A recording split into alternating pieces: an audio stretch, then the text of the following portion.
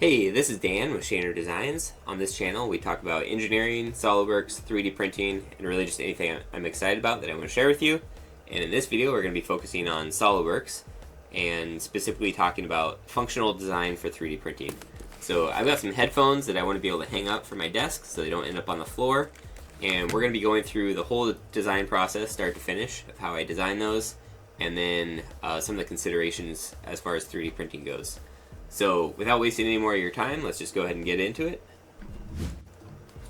So before we can do anything, we really just have to think about our part that we're designing and some of the constraints that we have. So I guess first let's talk about features. So it has to have a hook, and then it has to have some way to mount. So I've got a steel file cabinet that I'm going to be trying to attach it to with some magnets. The magnets I have are pretty small, so I'm going to need quite a few of those magnets. And then I also want to have the option of screwing it to a wall or to a workbench or whatever else so that I can use the same design other places too. So it's probably going to have 2 screw holes for like a number 8 wood screw, and then probably like 6 to 8 holes for magnets so that I can hang it up on something magnetic surface. And then in terms of overall size, so these are the headphones. We're going to look at the width. So we probably want a hook that's about 1.5 inches deep, and then probably overall height should be in like the 2 to 3 inch range, maybe 2.5 to 3 inch range. So yeah, now that we have kind of a general sense of the part that we're designing, let's go ahead and get started. So I'm going to start things out with an extrude.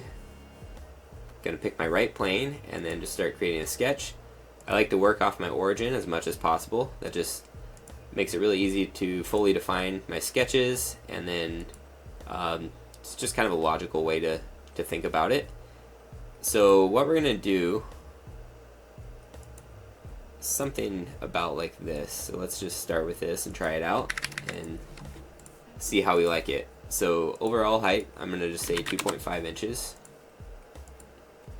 The thickness of the back, probably about 1/4 inch, and then maybe we actually go a little bit thicker on this part. That's really where most of the weight's going to be held. And then this part, let's make that, let's do a 45 degree. And then this part, this isn't actually going to be holding that much weight, so this could be thinner. Maybe it's 0.2. That doesn't need to be particularly long. It could probably be pretty short there. This part, this is what we said should be 1.5 inches. It does look a little funny the way that we have this, so maybe I will just keep this at 0.3. More just from an aesthetic standpoint than anything. 250 looks a little short, so maybe I'll just go 0.3 on that as well. So yeah, that looks like a pretty good start. So let's just go ahead and extrude this and see where we're at. One thing we didn't talk about was the overall width. I think I probably want to go about 1 inch wide. Though that looks maybe a little bit short, so maybe we'll go 1.25. Oh, 1.25, not 0.25. That was a struggle. And then right now you can see it's doing a blind extrude. I really like to keep things symmetrical as much as I can. So I'm going to go over here and change that to a mid-plane. So that way it's going to be symmetrical, and I can just go ahead and extrude that. So now, just starting like this is kind of ugly if we're being honest. So I'm gonna do a couple of things. First, I think if we're gonna be putting some holes in here for magnets, let's just take a look at what those would look like. So I know the magnets that I'm using are 6 millimeters in diameter, and then I think I want the option of doing 2 of them stacked on top of each other. I know they're 3 millimeters thick, so if I do a blind extrude here, that needs to be 6 millimeters, which you can see is basically going to go all the way through. So that's not really ideal. That's not really going to give us very much material there. So I'm actually going to flip this around. I'm going to change this to 0.3. And actually, that really looks better, just from an aesthetic standpoint. I don't think we really need the extra strength on this part, but aesthetically it just looks a lot better that way. So we're gonna do that, and then we're gonna add some fillets. So yeah, probably a 1/2 inch fillet. That's probably pretty good.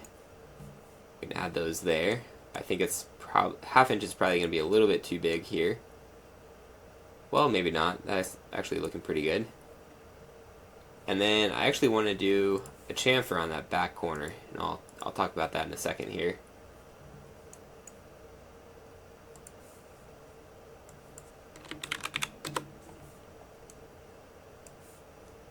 So it might even go a little bit bigger.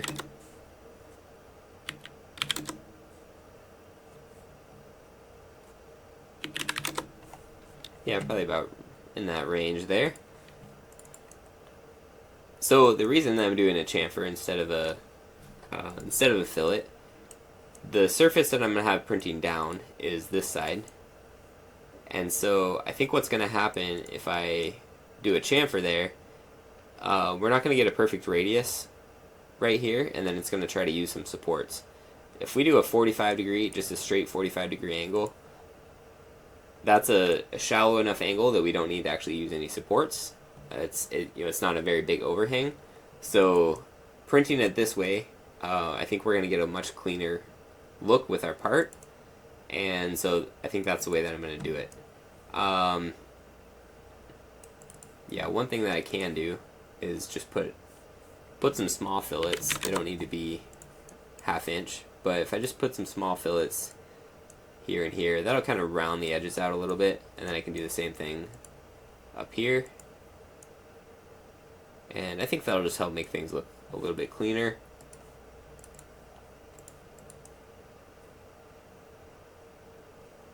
So yeah, we'll try that out, and then let's put some more fillets actually on these corners here. Maybe those can be a little bit bigger.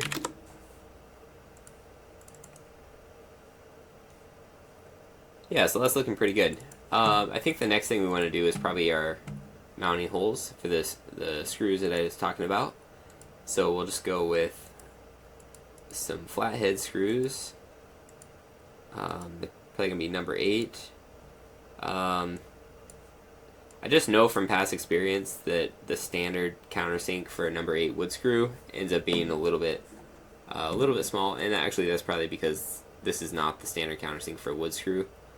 But yeah, I'm just going to call this 0.375. That way it's a little bit bigger than what we actually need.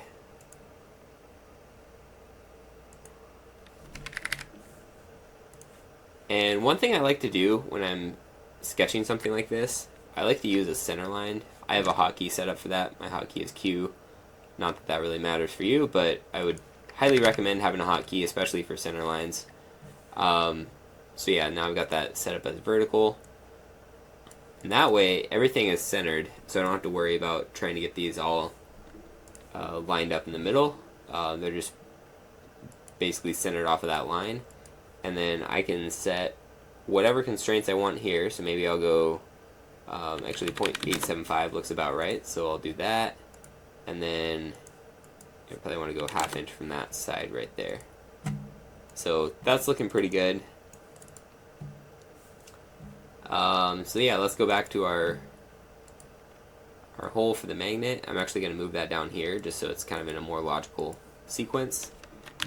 And then let's do something like this. So we'll go 0.25.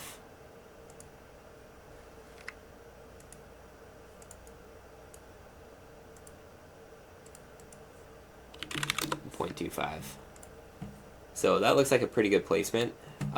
I'm guessing we could do 1 on each side and then go about 8 this direction. There's a couple of ways that I could do that. I could do it all from that sketch, but that would be probably the least efficient way to do it. So I'm going to do a linear pattern here. I'm going to just go off that edge. And that actually that really ended up about perfect. So as far as getting the holes going this way, there's a couple ways I could do it. I could do it from this feature. I could do a second direction like this. And I got to increase my instances. Then I kind of have to guess on the dimensions. Like that doesn't quite look right. So maybe it's actually, well, maybe that is right. Might have gotten a lucky guess there. But anyway, if I don't actually know what that dimension is, I have to, take a guess at it and then try to figure out if that's right or not. So what I actually like doing instead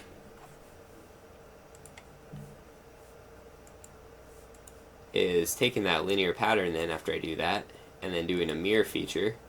And again, this is partly why I make everything symmetric, because I already have a center plane for that, so it's really easy to just take that and mirror it over to the other side.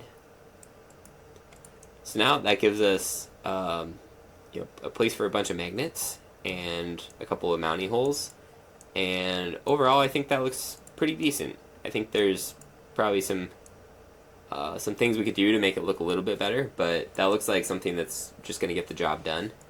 One thing I might change, that hook could maybe come up just a little bit more. So maybe I'll increase this to like 0.5. That way it just gives me a little bit more of a secure hook to hang the headphones up on. But yeah, that looks pretty good. So I'm just going to save this. So I've got a location that I save all the stuff that I'm 3D printing. So I'll save the SolidWorks files in one location, and then I like to save the 3MF in a different location so that I know where to look. So I've got this print queue folder. I'll just save everything that I'm printing in there. That makes it really easy to find. And then let's go in here. Let's just open Bamboo Lab. Okay, so we've got Bamboo Lab open. Now I'm going to import. Control I. So I'll just go to my 3D printing queue. And you can see it actually positioned it exactly the way that we were planning on printing. If that were not the case, like let's say it were rotated, there's a couple ways we could do that. We could either use the rotate command like I just did, or we can use the snap to build plate or lay on face command. So just like that, so that puts it right where it needs to be, and then we can go ahead and slice it.